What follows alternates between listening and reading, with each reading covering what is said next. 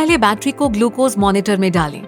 Metre के पीछे दिए गए बैटरी कंपार्टमेंट को खोलें और बैटरी पर दिए गए प्लस चिन्ह को ऊपर की ओर रखते हुए बैटरी लगाएं।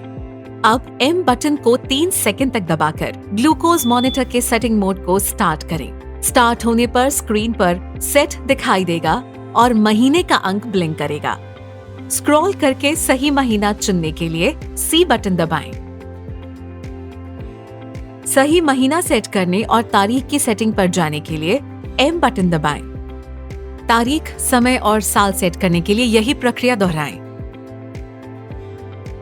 मॉनिटर बंद करने के लिए M बटन को फिर से 3 सेकंड के लिए दबाएं। लैंसिंग डिवाइस को सेट करने के लिए इसे घुमाकर खोलें और फिर इसमें एक नया लैंसेट मजबूती से डालें। सुई को बाहर निकालने के लिए लैंसेट की कैप को घुमाएं और हटाएं। कैप को एक तरफ रखें, उसे फेंके नहीं। लैंसिंग डिवाइस को बंद कर दें। त्वचा की मोटाई के अनुसार सुई के चुभने की गहराई को एडजस्ट करें। एक हाथ में लैंसिंग डिवाइस के सिरे को मजबूती से पकड़ें और डिवाइस को लोड करने के लिए दूसरे हाथ से इसके स्लाइडिंग बैरल को बाहर खींचें। अब मॉनिटर के स्ट्रिप स्लॉट में टेस्ट स्ट्रिप डालें।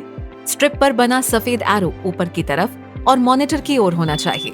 मॉनिटर अपने आप चालू हो जाएगा और स्क्रीन पर एक रक्त चिन्ह ब्लिंक करता हुआ दिखाई देगा। डिवाइस अब ग्लूकोज मेजर करने के लिए तैयार है। रक्त सैंपल लेने के लिए लैंसिंग डिवाइस को उंगली के किनारे पर रखकर इसका रिलीज बटन दबाएं। टेस्ट स्ट्रिप के सैंपल चैनल को रक्त सैंपल से टच करें। रक्त अपने आप स्ट्रिप में खिंच जाएगा। मॉनिटर 5 से 1 तक उल्टी गिनती करेगा और ग्लूकोज रिजल्ट दिखा देगा।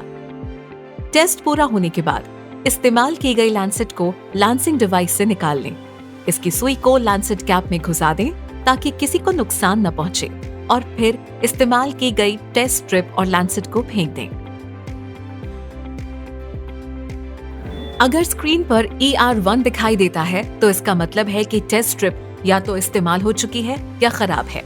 टेस्ट स्ट्रिप को नई टेस्ट स्ट्रिप से बदलें। अगर ER2 दिखाई देता है तो इसका मतलब है कि स्क्रीन पर रक्त चिन्ह दिखाई देने से पहले रक्त सैंपल टेस्ट स्ट्रिप पर लगाया गया था। एक नई टेस्ट स्ट्रिप का उपयोग करें और रक्त चिन्ह दिखाई देने के बाद रक्त सैंपल लगाएं।